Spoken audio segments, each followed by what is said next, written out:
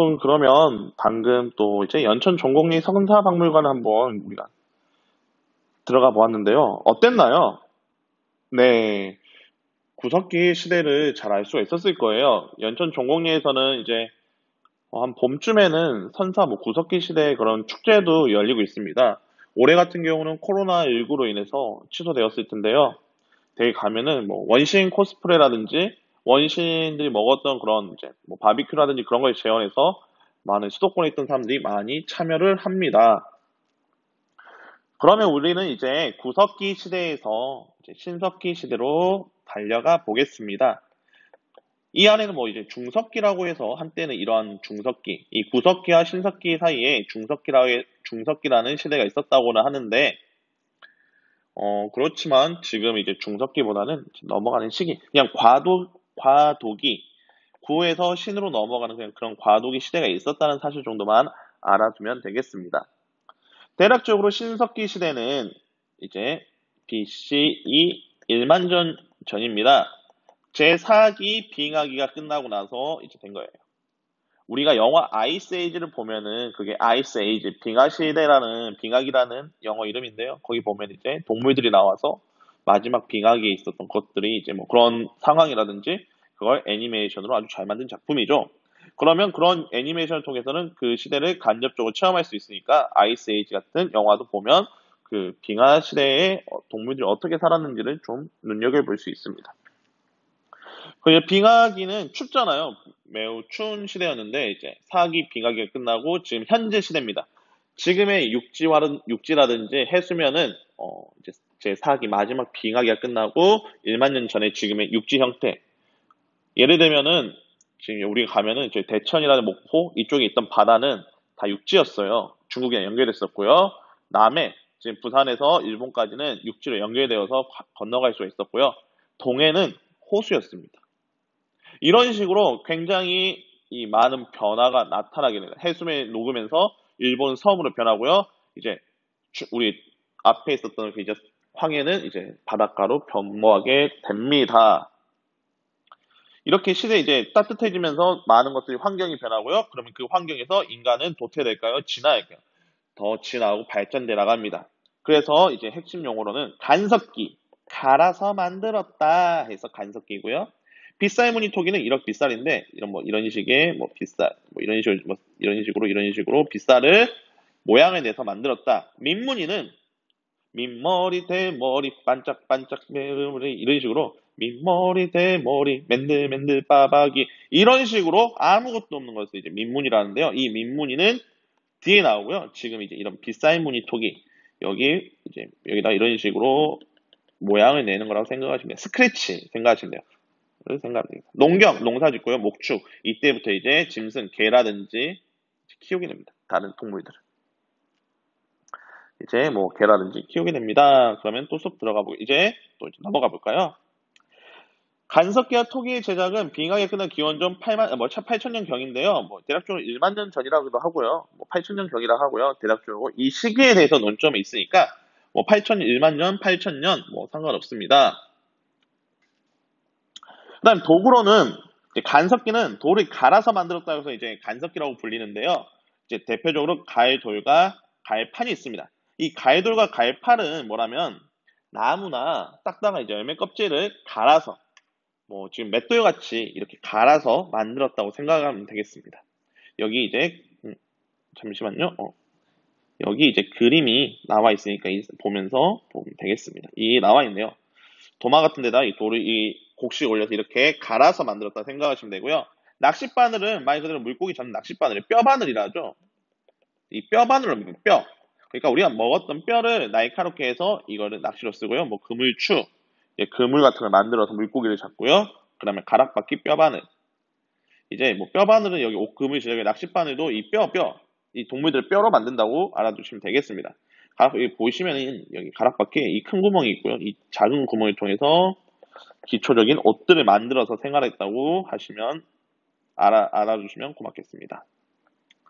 이제 뭐 간석기에서의 토기의 제작으로는 이제 주거는 뭐 강가, 바닷가, 움집이라 해서 이제 움집은 이렇게 있고요. 이제 보면은 그다음에 제 그림 못 그려서 여기 입구가 있고요.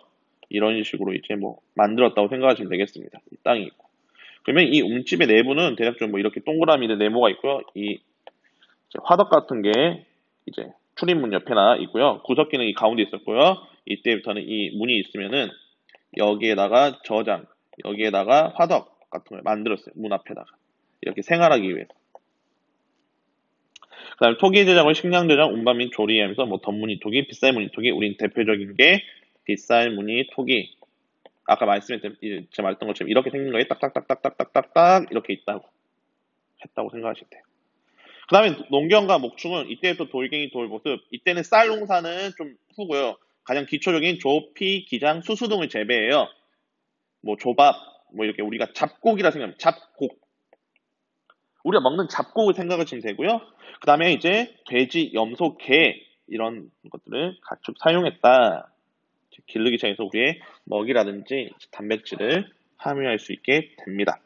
여기 고래, 이 고래예요. 이게 고래. 고래입니다. 고래 잡으러 가죠. 뭐 이제 지식 보면 선사시대 최고의 발명 톡인데요. 운반, 조고 이런 거 있으니까 한번 읽어보도록 하겠습니다. 불에 구워 만들고요. 뭐 이렇게 풍수에 따라 이렇게 인구수가 증가하게 되고요. 이런 식으로. 이게 왜 이렇게 U자형이나 V자형으로 만들어진 게 뭐냐면 땅에 이렇게 이제 땅에다 보관하기 쉽도록. 왜냐하면 이렇게 지금 못 만드니까 땅에 넣어서 이렇게 만들 수 있도록 하면 땅에서 넣어서 보관할 수 있도록 만듭니다. 땅바닥에 꽂아두고 쓰려고. 네, 여기 나와 있는 그림 보고 하시면 되겠습니다. 이렇게 먹었습니다. 소화도 잘 돼요. 인구수의 증가와 질병에 대한 저항력. 결국 우리는 이때를 말해서 농경의 혁명이라 해서 신석기 혁명이라고 불러요. 제1차 산업혁명이라고 불러요. 1차 혁명이라고. 지금 우리가 뭐 제4차 산업혁명, 제1차, 2차, 3차 하잖아요. 3차, 2차는 우리가 철 쓰게 된 거죠. 철. 1차 혁명은 농업이에요. 우리는 지금 제4차 산업혁명에서 디지털 정보화 시대에 살고 있잖아요. 뭐 그걸 제4차 산업혁명에 대해서 뭐 지금 우리는 이렇게 배우는데 이때가 제1차 혁명입니다. 제일 먼저 시작된 혁명. 획기적인 인구의 증가와 수명의 연장은 가장 놀라운 사실이었다는 거 알아두시면 되겠습니다. 이렇게 신석기 시대의 이런 토기들 있었다는 것 좀 알아두시면 되겠습니다. 한번 보시면서 네. 그 다음에 이제 사회 문화로는 정착생활, 마을 형성의 농경 중시 이제 마을이 생깁니다. 이것도 다 바닷가 근처고요. 아직까지 평등 사회라는 사실. 구석기와 이 신석기는 뭐 대장이라는 그런 개념이 없고요. 높은 사람이고 다 모두가 평등해요. 다 공통으로 공동 분배해요. 누구 하나가 잉여 생산물 다 차지하지 않고요. 신앙으로는 뭐 이런 영혼이 있다 믿음, 애니, 토테, 조상숭배 이런 게 있어요. 특정 동식물. 이게 바로 호랑이 부족, 곰 부족의 영향을 받은 거예요. 우리 당군 신화는. 태양, 물, 바위, 영혼이 있다면 이거는 다 대부분 자연 기상현상, 태풍이라든지 바람 불고 갑자기 벼락 떨어지고 이런 거에도 영혼이 있다고 믿었습니다. 이제 뭐 있다고 믿고요. 영혼이나 조상숭배 이게 샤머니즘입니다. 이거에 지금 우리나라 말로 하면은 무당이에요. 무당. 신들린 걸 말합니다. 신석기 시대의 사회문화에는 정착생활, 농경, 농사를 지었다는 거, 그다음 평등했다는 사실 알아두면 좋고요. 이럴 때부터는 기초적인 이제 좀 기본적인 종교라기보다 그다음 사람들이 믿는 신앙이 생겼다고 생각하시면 되겠습니다. 고음을 믿거나 동물을 믿거나 뭐 이런 식으로 동물을 믿는 부족은 동물 가족을 뒤집어 쓰고 다니는 거죠. 그 다음에 뭐 신석기 시대는 뭐 조개 껍데기 가면 뭐 이렇게 하면 뭐 장신구들도 나타나기 시작합니다. 조개 목걸이 이런 거. 신석기 시대 한반도 대표적인 토기는 빗살무늬 토기고요. 신석기 시대에는 제일 중요한 거 볼까요? 농경 이런 것들 시작됐으면 좋겠습니다. 그러면은 지금 이제 우리 신석기 시대까지 알아보았습니다. 그러면 이제 선생님과 같이 신석기 시대도 한번 역사 탐험을 시간 탐험을 떠나면 시간 탐험이라고 해서 지칭해 보겠습니다. 시간 탐험을 떠날 건데요. 우리는 서울특별시에 있는 암사동 유적지를 가볼 생각입니다. 이 암사동 신석기 유적지는 신석기 시대에 신석기 시대에 발견된 문화 유적지고요. 이거는 1925년에 을축년 대홍수라고 해서 이 중부지방이 비가 겁나 많이 와서 어마어마하게 많은 피해가 입었는데 땅 속에 묻혀져 있던 것들이 홍수로 인해서 드러나게 됩니다. 이게 그 드러나게 대표적으로 된 게 이제 이런 유적지들이 발견된 거죠. 몇천 년 동안 땅 속에 있었던 게 이 홍수로 인해서 드러나게 됩니다. 그래서 1925년에 암사동에서 이런 신석기 시대 유적지가 발견이 되면서 지금 이제 이 주변에 있고요. 이 주변에 있는 학교들 이름은 선사중학교, 선사고등학교 이렇게 불리고 있습니다. 네. 그러면은 영상을 통해서 우리 신석기 시대 사람들은 어떻게 살았고 어떤 유적지가 있었는지 한번 보시면서 오늘 수업 마치도록 하겠습니다. 지금 이제 수업 들어주셔서 감사합니다. 네. 이제 오늘 들어가 볼 곳은 이제 암사동에 있는 선사유적지입니다. 서울특별시 강동구에 위치해 있고요. 1925년에 을충년 대홍수라고 해서 중부권에 굉장히 큰 홍수가 났습니다. 일제시대 가장 큰 홍수였고요. 엄청난 피해를 많이 입혔는데 그 피해 도중에 이 피해 때문에 이제 이전에 없었던 유적이 하나 발견됩니다. 그게 대표적인 이제 암사동에 있는 그 선사유적, 신석기 시대 유적이 발견됩니다. 그 위치가 지금의 이제 예전 백제, 이제 나중에 백제를 배울 텐데 풍락토성, 서촌동, 이제 송파구 쪽 근처입니다. 그게 멀지가 않아요. 그렇기 때문에 그쪽 위치에는 굉장히 많은 사람들이 살았다는 증거입니다. 일단 이렇게 가면요. 일단 신석기 시대에 관련된 이제 유적들이랑 이제 걸으면서 이 공원 전체가 다 선사 유적지입니다. 여기 이제 움집터 입구로 한번 들어가 보겠습니다. 움집을 복원한 장소인데요. 일단 그 당시 복원했던 위에 집을 덮어서 이렇게 하고 있습니다. 들어갈 수는 없고 이렇게 볼 수만 있으니까 당시 신석기 때 살았던 사람들의 집의 모습을 볼 수가 있습니다. 그 다음에 일단 직접 들어갈 수 있는 것도 하나 있는데요. 어떻게 생긴 보이시면은 이 앞에 입구가 있고요. 안에 이제 동그랗게 있고요. 그 안에 이제 가운데에서 화덕을 피울 수 있을 만큼 불을 피울 수 있는 그런 화덕의 구멍이 보이네요. 그 다음 위에는 이런 환기구 시스템이 있고요. 진짜 대단하지 않습니까? 신석기 시대 사람들이 이렇게 만들었다는 게. 그러면서 이렇게 이제 신석기 있고요. 그 다음에 또 그 안에 체험할 수 있는 공간들도 있습니다.